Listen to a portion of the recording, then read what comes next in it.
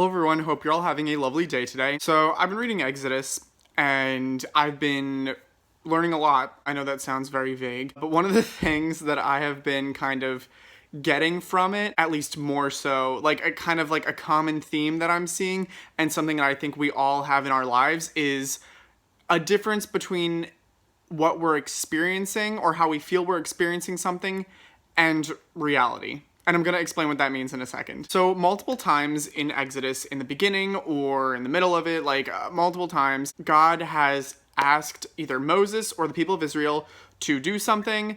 They believe him, they take him at his word, they do it, and then when they do said thing, in the case, I'm so sorry, I know this sounds a little bit, I'm hearing myself talk right now and it sounds a little bit, just bear with me. When the people or Moses, when Israel or Moses is given an instruction and they do it, before they see the result of it, they're kind of like, well, why is this happening? Like maybe something bad happens. For example, Moses tells the Pharaoh to let the people go for the first time, and then he's like, well, now you're going to be making your bricks without straw. Have fun doing that. Another example, when Moses and Israel first leave the Egyptians, they're in the wilderness and they don't have water for like 3 days or something, and they're like, what do we do now? This sucks. Why are we here? And I think we all can relate to that to some extent, where we make a decision because we feel like God is telling us to, and in the moment, or we don't see the result, but in the experience that we're having right now, we're kind of like, wow, this sucks, or we think it's not going well. And that's because we view time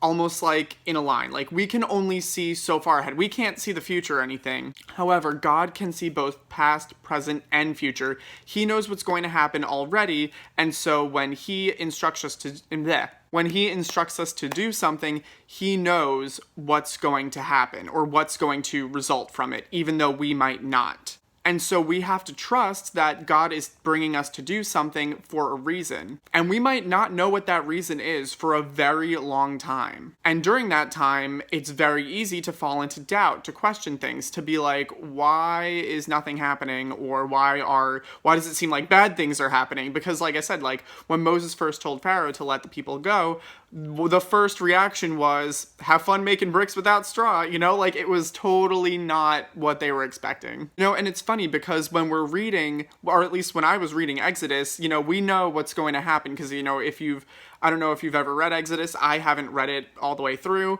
but you know the general story. And I'm like, oh, well, we know that God's going to bring the people out. We know that he's going to restore. We know that good things are going to happen. But yet when you're reading, you kind of see how human the people are when they don't know that. And so they, in their experience, are thinking that everything's going like terribly. And obviously, yes, it is a lot easier said than done, but when you think about it, no one benefits when we are getting anxious, when we're getting worried, when we are freaking out, especially ourselves. We need to trust that God brought us into the wilderness for a reason. And not only that, but he's going to get us through it, and he's here with us during this time. We have to remember, we're not on our own in the wilderness. We have God, and he's there helping us, even though we might not feel like it, we might not see it directly happening, but he promised us he will never leave us nor forsake us, and we just have to take him at his word. So I really, really hope this video helps whoever needed to hear this. I'm so sorry my videos have been a bit inconsistent. I promise I'm working on it. If you like this video, give it a like and hit the subscribe button. If you ever have any comments, questions, concerns, whatever, feel free to totally leave a comment down below or shoot me an email. And as always, have a lovely rest of your day and God bless.